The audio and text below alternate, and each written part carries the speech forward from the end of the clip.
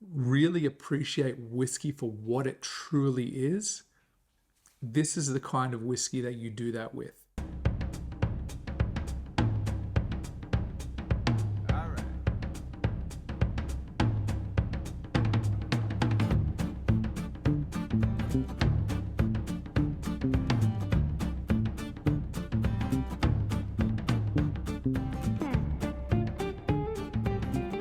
Welcome back, Malt Lords.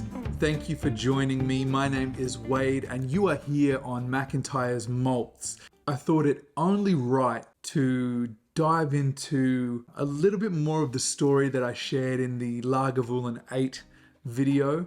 If you've watched that, you'll know the story. If you haven't watched that video, go back and watch it now, and this will make a lot more sense. So today we are going to taste and review the Lagavulin Distiller's Edition 2020. All right, so this one was the one that I was looking for.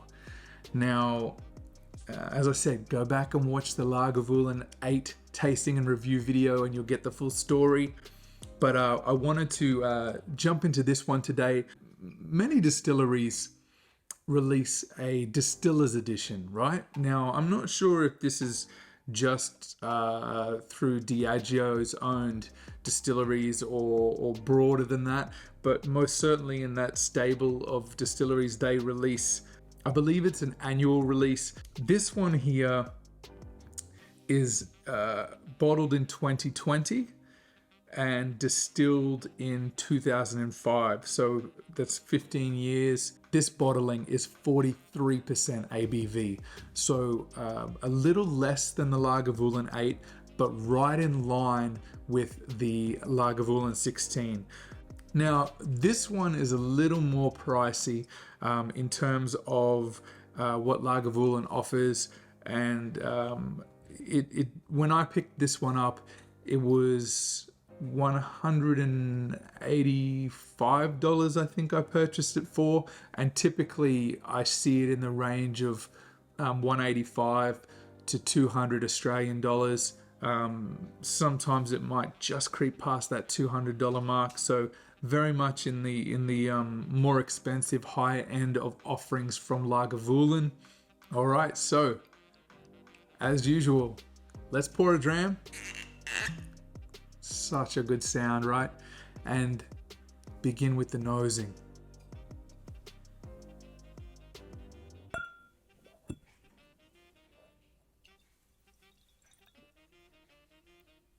Gorgeous, right? Now, the challenging thing here, again, similar to the Lagavulin 8, it doesn't mention on the bottle, at least, and I don't recall if it was mentioned on the packaging, but no mention of non-chill filtered and no mention of natural color. So typically we assume that it has been colored and it has been chill filtered. Nature of the beast, right? So very nice sort of consistency, good legs on the glass, a nice oiliness. Let's nose it.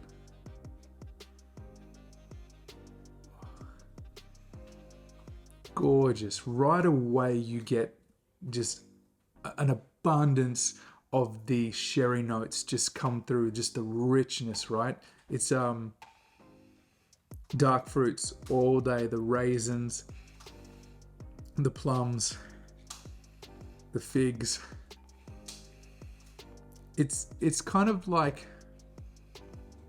if you're familiar with the Lagavulin 16, take the 16 and then turn the notch up on the sherry influence, the sweetness, right? It's almost overpowering, the sweetness. There's very little of the peat smoke, at least for me on my nose, coming through.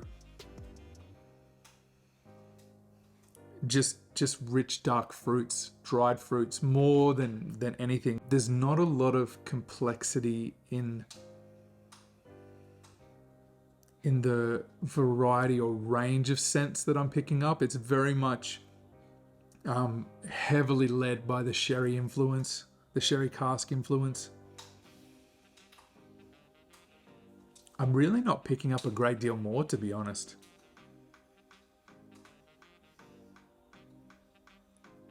There's hints of that sort of the maritime sense of Lagavulin, but it's very subdued.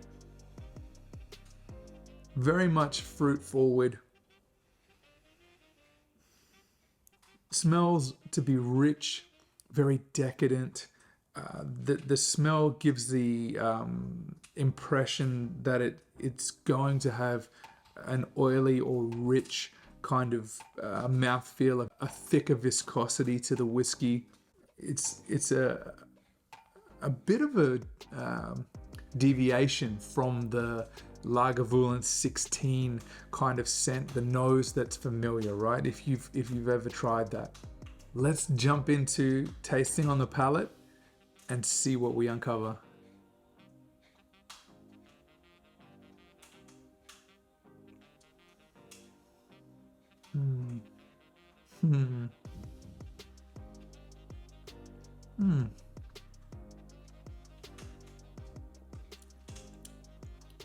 Oh, beautiful. I really enjoy the Lagavulin 16, so it probably comes as no surprise that I definitely enjoyed the Distiller's Edition.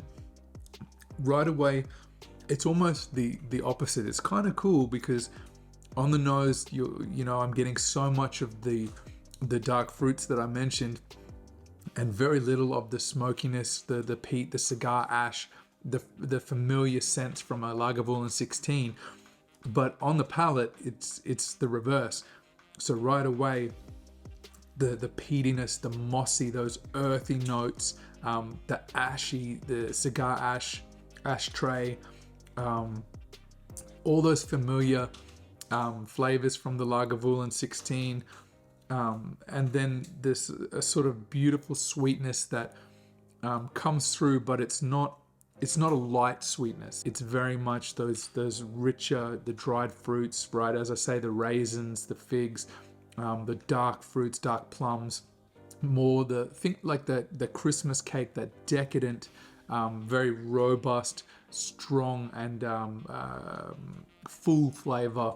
You're getting much more of that smokiness, that ashiness come through that isn't very present on the nose, at least for me. Now, this was one of the whiskeys that had me in search on my quest. When I first tried this at a bar, I didn't know much about whiskey at the time. I was just getting into it, and I asked for a dram of Lagavulin, and the bartender poured me. I couldn't quite see, it was kind of dark. I couldn't really make out what was on the label, other than I recognized the familiar sort of bottle and the branding, right? Like pretty much all Lagavulins, the bottle is like iconic. You'll even see like other distilleries like Kalila use the same kind of bottle, right? Now, when I first tasted it, I was like, this is wonderful. The combination of that, the sweet and the smoky, right? The beautiful contrast between those two sides of the coin. And it had me in search. Like I went looking for what Lagavulin was it that I tried. And after opening this bottle and sampling the Distiller's Edition, I knew that I had found what I was looking for, and I was very pleased that I'd managed to secure a bottle. It does seem to be a little tricky to get yourself a bottle of the Distiller's Edition. Most that I have uncovered in Australia are from 2020. It is hard to get. Now, it is an expensive Lagavulin. As I say, it's right on that cusp of 200 Australian dollars. Now, this is not the kind of Lagavulin that you would buy and be your go-to, that you would reach for all the time. Now, most certainly it is delicious and it's moreish and it makes you want to reach for the bottle, but you would very much do this sparingly given the investment of $200 Australian roughly to get this bottle. For the 16 you're looking at about 140 Australian, and then for the 8-year-old you're looking at about $100 Australian. So for contrast, it's right up there in the scheme of Lagavulin's offerings. If you can get it and you're a fan of Islay whiskies or smoky whiskies, or you're already a Lagavulin fan, it's a just gorgeous expression of Lagavulin.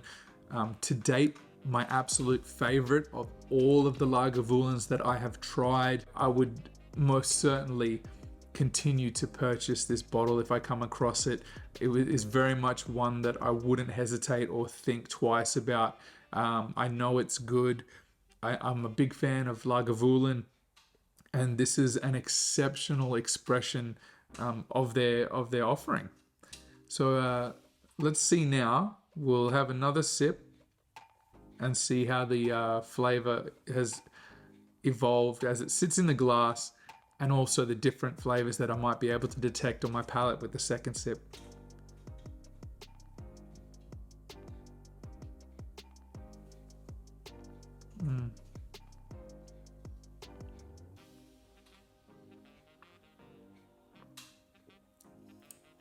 Beautiful, rich mouthfeel, lovely. It swims over your palate. It's not thick and syrupy by any stretch, but it's far from thin. It's gorgeous. The feel in your mouth is warm and inviting and rich, and you combine that with these the subdued smoke on the second sip, and the fruit is really the star of the show here. The sherry notes, slight elements of oak and nuttiness, but more so, as I say, the fruit is leading the charge.